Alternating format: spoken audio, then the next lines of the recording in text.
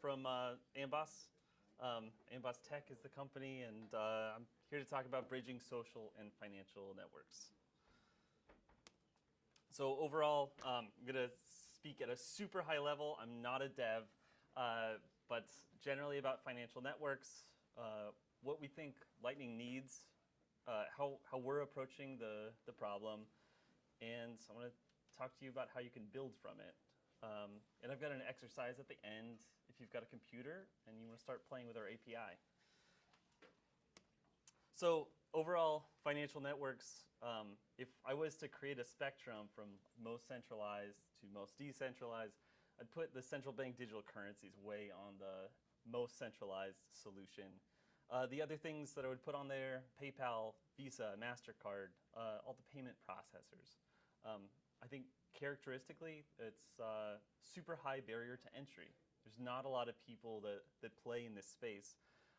It's permissioned. Basically, you can't create a CBDC if you want to, because that's what governments do. Pretty low innovation. At the other end of the spectrum, I'd put Lightning Network. Super low barrier to entry. Anyone that's running like a hobbyist computer, a Raspberry Pi, something that is overall under $300 price point, can participate. And they don't need to ask anyone's permission. Here's where we see the most innovation. Like PlebNet, for example, is like spearheading documentation and education, kind of that pay it forward mentality, as well as all the incredible spec work and development that we're seeing here today at the Dev Conference.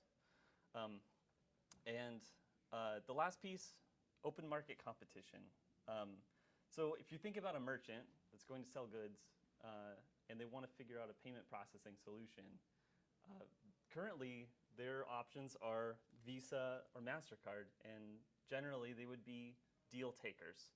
So whatever Visa wants to charge, that's what you're going to have to pay them for each transaction.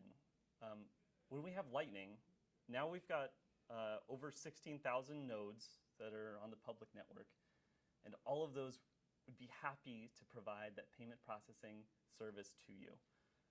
So this is the type of competition that brings prices lower and reaches parts of the world that maybe have never had access to credit card processing.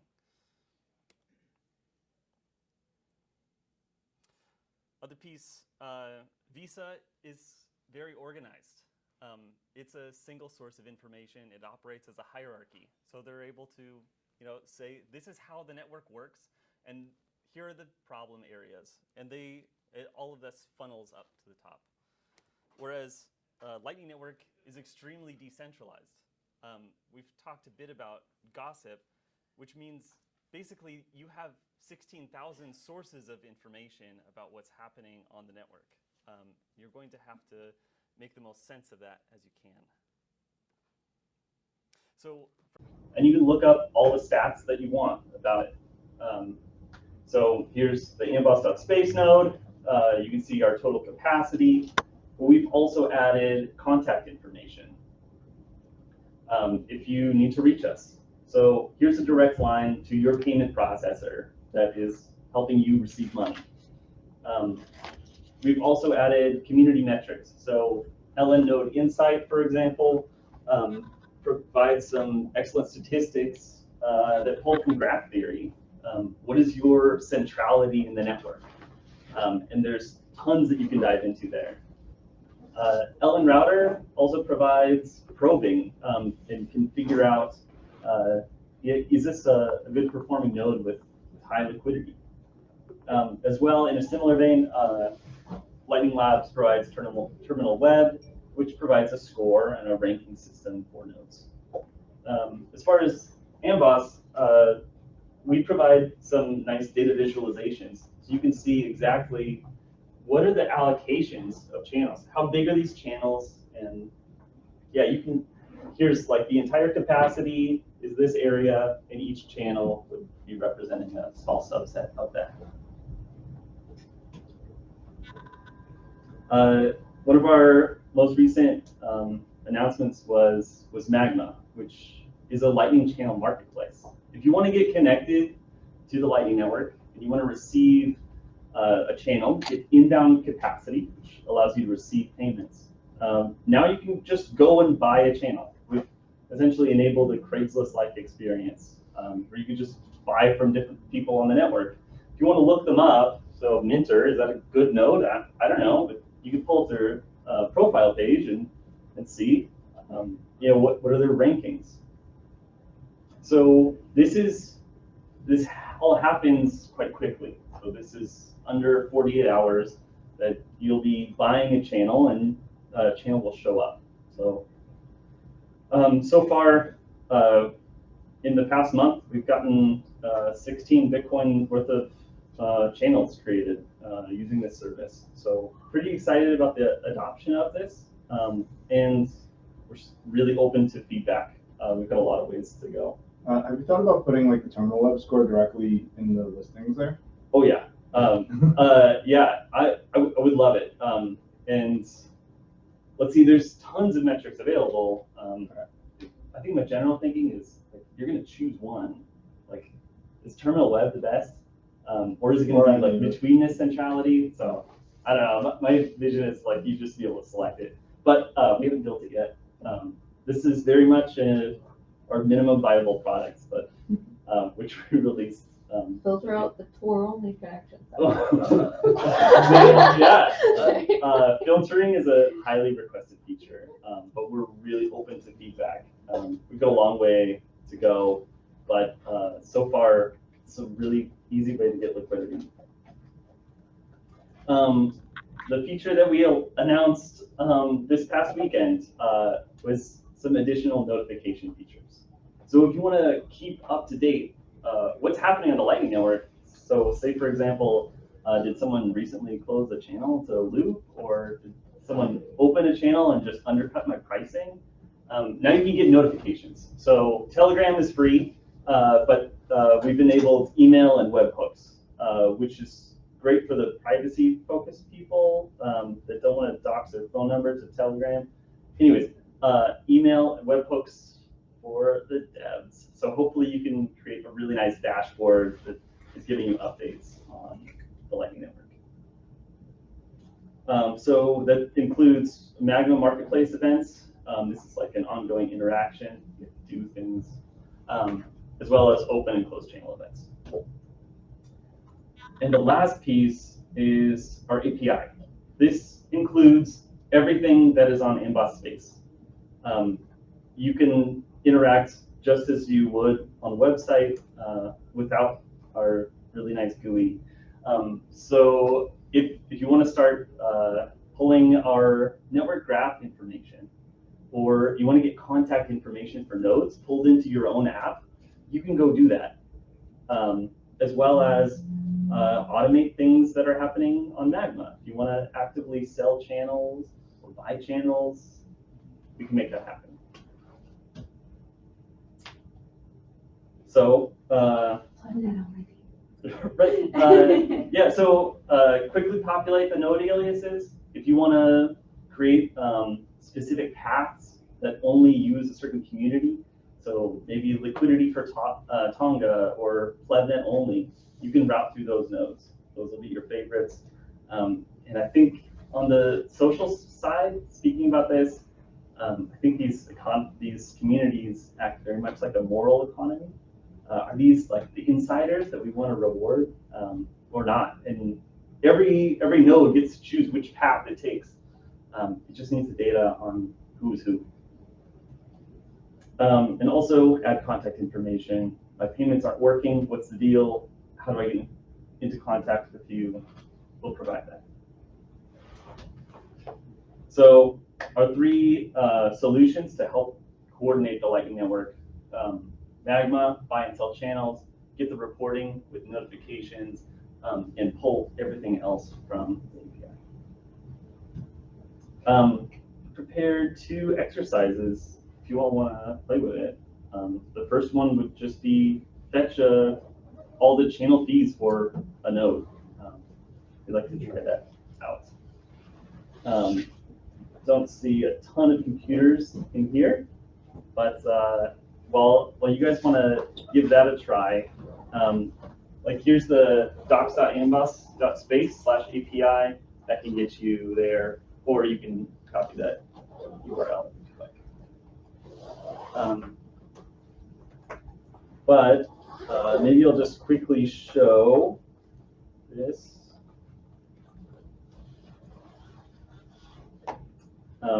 If you get to the API, so sorry, it's day mode instead of dark mode. Yeah, awful. But anyways, you can go over to this Explorer, and basically you can just pull up whatever query you want to do. So if we're pulling channels, we just start with a query. So we can add query to it. If you want to get information about nodes, scroll down to get node. You can add that.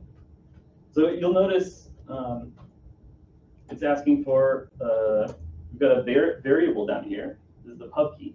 So you can enter a pub key of your favorite node. So we can go, let's see, amboss.space. Anyone have a favorite node? Bcache is trash. Nice. All right, I'll search Bcache. Here it is. Beautiful. That's a big node. 56 Bitcoin. So I'll just copy that pub key right here and pop it in to this field. So I'll put this in quotes and paste in that pub key. Now, what do we want to find out about it? His home address. All right, that's weird. Let's see.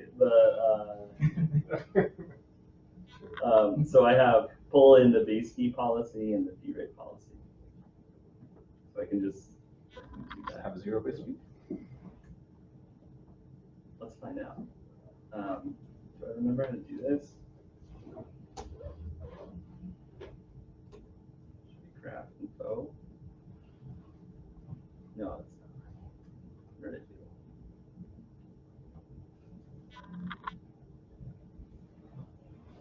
go? Okay, so that's under channels. We can pull in all the channels. And I want fee information. So now I want the list.